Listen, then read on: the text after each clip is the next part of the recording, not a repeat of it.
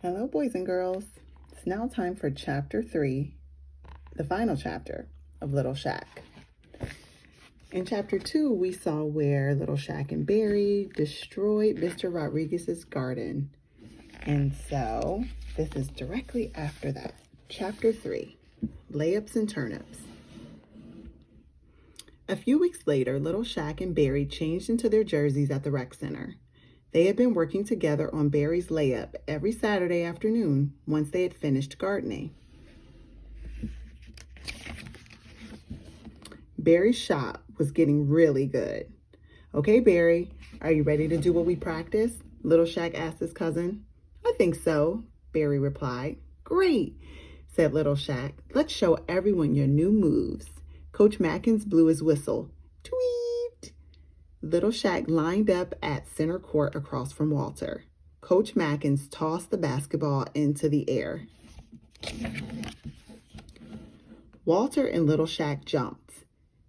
Little Shaq reached his hand up high and knocked the ball toward his teammates.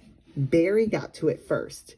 He dribbled the ball right, dodging a defenseman. He dribbled the ball left, dodging another. Barry moved toward the basket, taking 3 quick steps. He leaped, shooting the ball. The ball bounced off the backboard and swished through the net. It was a perfect layup. "I did it," Barry shouted.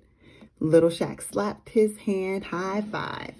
"Way to go, Barry," Rosa cheered from the stands. Little Shaq knew it was going to be a great game. Barry scored 2 more baskets. He was the MVP of the day. After the last whistle blew, Little Shaq and Barry headed outside to wait for Nana Ruth. Rosa was waiting for them at the curb. "Great game, Barry." "Great game, Little Shaq," she said. "Thanks," Barry and Little Shaq said together. "Are you excited to buy your new video game tonight?" Rosa asked. Little Shaq and Barry had finally saved up enough to replace the broken game. Dad was taking them to the store after dinner. Barry pulled out the envelope of money. "We earned so much. We can even buy 2 games," Barry said.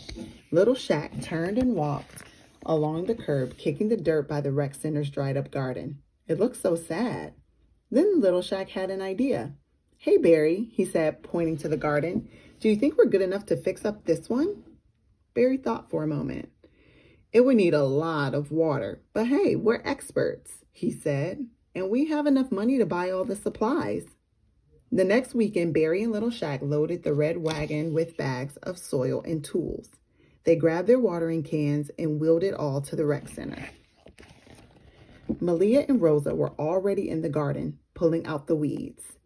Nana Ruth and Mr. Witten arrived with pots of bright flowers for planting. Mr. Rodriguez and Miss Turpinny set up the vegetable patch. Dad grilled burgers by the picnic tables.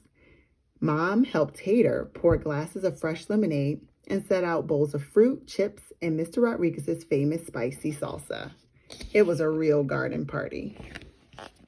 "Wow, this is looking great," said Coach Mackins. "How can I help?" "First, we need to add the new soil," said Little Shaq. "Maybe you can do that."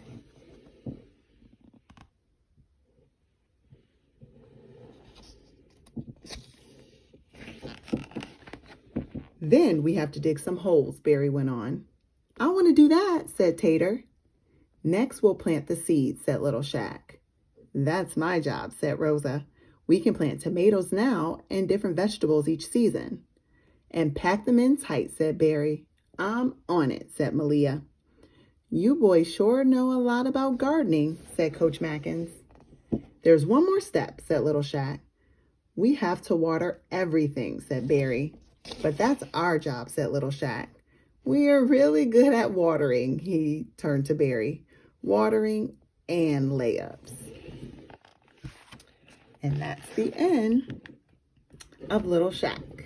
I'll see you next time for the second book in the series, Little Shaq Takes a Chance. I hope you enjoyed Little Shaq.